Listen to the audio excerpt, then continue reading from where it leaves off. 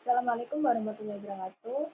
Kami dari kelompok 6 akan mempresentasikan penilaian persediaan pendekatan basis biaya. Sebelum kita memasuki materi, alangkah baiknya kita perkenalan terlebih dahulu. Yang pertama yaitu Herlinda Amelia dengan NPM akhir 045, kemudian Dea Ananda Rehatu Zakia dengan NPM akhir 046, kemudian Sabila Ulkiyah Zamiatul Nafi'ah dengan NPM akhir 082, dan yang terakhir yaitu Naila Himatul Haq dengan NPM akhir 179. Materi pertama yaitu masalah persediaan. Masalah persediaan dibagi menjadi beberapa. Yang pertama yaitu barang baku. Persediaan barang baku adalah laporan biaya yang dialokasikan untuk barang dan bahan yang ada tetapi belum masuk ke dalam proses produksi. Yang kedua yaitu persediaan barang dalam proses. Adalah proses produksi yang berkelanjutan di mana barang ini belum diproses, hanya diproses sebagian. Yang ketiga yaitu persediaan barang jadi, adalah unit yang telah selesai diproduksi tetapi belum terjual. Selanjutnya yaitu alur biaya persediaan. Alur biaya untuk suatu perusahaan adalah sebagai berikut. Persediaan awal ditambah harga pokok pembelian merupakan harga pokok penjualan. Saat barang terjual, barang tersebut dialokasikan ke harga pokok penjualan. Barang yang tidak terjual hingga akhir periode akuntansi disebut persediaan akhir. Untuk mengelola catatan inventaris yang akurat untuk biaya-biaya ini, perusahaan menggunakan salah satu dari sistem perpetual atau sistem periodik. Sistem perpetual adalah perusahaan selalu mencatat semua pembelian atau pengeluaran barang secara langsung di akun persediaan saat itu terjadi. Sistem periodik adalah penentuan jumlah persediaan yang ada secara berkala. Materi kedua adalah barang dan biaya yang termasuk dalam persediaan. Saya akan bahas materi barang yang terlebih dahulu. Yang pertama ada barang dan perjalanan. Barang dalam perjalanan adalah produk-produk yang belum tiba hingga akhir tahun fiskal. Pemelisa barang-barang ini ditentukan berdasarkan tentuan pengiriman yang disepakati, yaitu FOB titik pengiriman, di mana pembeli adalah pemilik, dan FOB tujuan, di mana pemasok adalah pemilik. Yang selanjutnya adalah barang konsinyasi. Konsinyasi adalah pengaturan bisnis di mana sebuah perusahaan sebagai pengirim mengirimkan produk kepada pihak lain, penerima, untuk dijual atas nama mereka.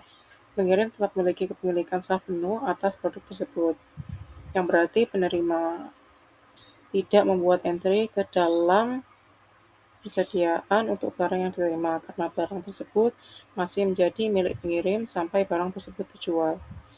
Yang terakhir ada penjanjian penjualan khusus, di mana ada dua jenis. Yang pertama adalah penjualan dengan perjanjian pembelian kembali, yaitu sebuah perusahaan menjual inventarisnya kepada pihak lain untuk nantinya dibeli balik.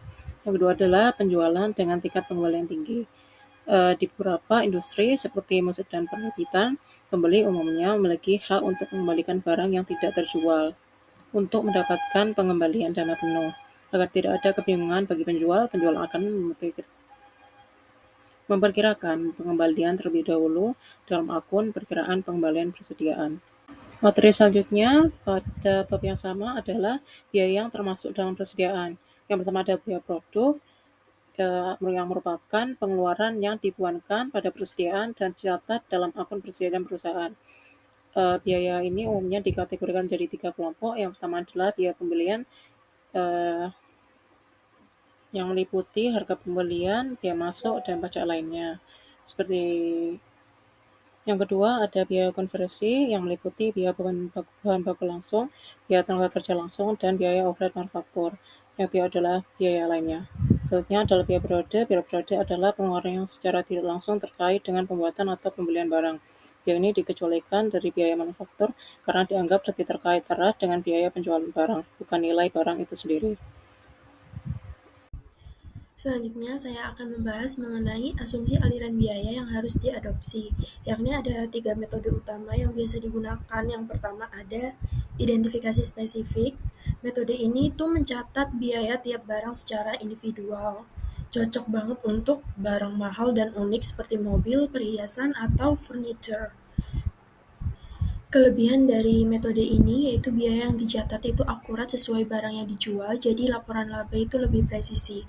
Tapi kekurangannya itu bisa mempermudah manipulasi laba dan agak sulit kalau mau alokasi biaya tambahan. Misalnya, sebuah toko perhiasan itu punya 3 cincin dengan harga yang berbeda. Nah, cincin yang dijual itu akan dicatat dengan harga aktualnya, bukan dengan harga rata-rata. Lalu yang kedua ada biaya rata-rata atau average. Metode ini itu menilai persediaan berdasarkan rata-rata biaya semua barang sejenis. Kalau pakai sistem moving average itu setiap kali ada pembelian, biaya itu baru dihitung dan digunakan untuk menghitung COGS sampai pembelian berikutnya. Lalu metode ini sederhana dan stabil, cocok untuk barang yang homogen dan jumlahnya banyak. Kekurangannya, nilai persediaan itu tidak selalu mencerminkan harga terbaru, jadi laba itu bisa sedikit berbeda dari kondisi pasar.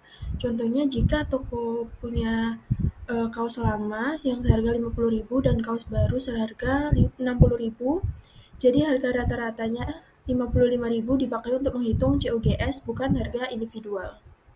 Lalu metode yang ketiga yaitu ada FIFO atau first in first out. Metode ini berarti barang yang masuk pertama itu dijual duluan. Persediaan akhir itu selalu mencerminkan harga pembelian terbaru. Kelebihan dari metode FIFO ini sendiri yaitu nilai persediaannya lebih relevan dengan harga pasar saat ini, apalagi kalau harga itunya cenderung naik.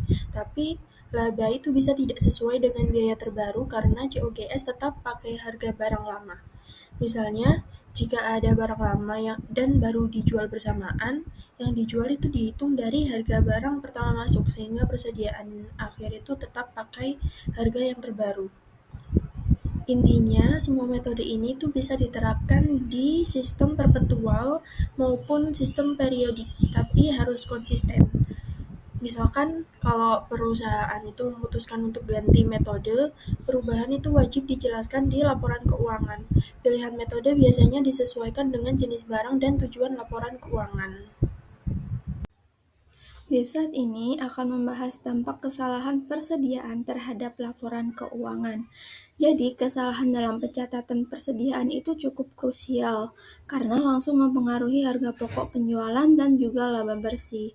Nah, dampaknya bisa kita lihat dari beberapa kondisi. Kalau persediaan akhir terlalu tinggi, maka laba yang dilaporkan jadi terlihat lebih besar dari yang sebenarnya. Sebaliknya, kalau persediaan akhir terlalu rendah, laba yang dilaporkan jadi lebih kecil. Kesalahan ini memang akan berbalik di periode berikutnya, tapi tetap saja menyebabkan laporan keuangan jadi tidak konsisten antar periode. Akibatnya, informasi yang disajikan bisa menyesatkan dan berpengaruh ke pengambilan keputusan. Baik, itu saja yang dapat kami sampaikan mengenai penilaian persediaan dengan pendekatan basis biaya. Semoga penjelasan ini bisa membantu dalam memahami materi. Terima kasih atas perhatiannya. Mohon maaf apabila terdapat kekurangan atau kesalahan. Wassalamualaikum warahmatullahi wabarakatuh.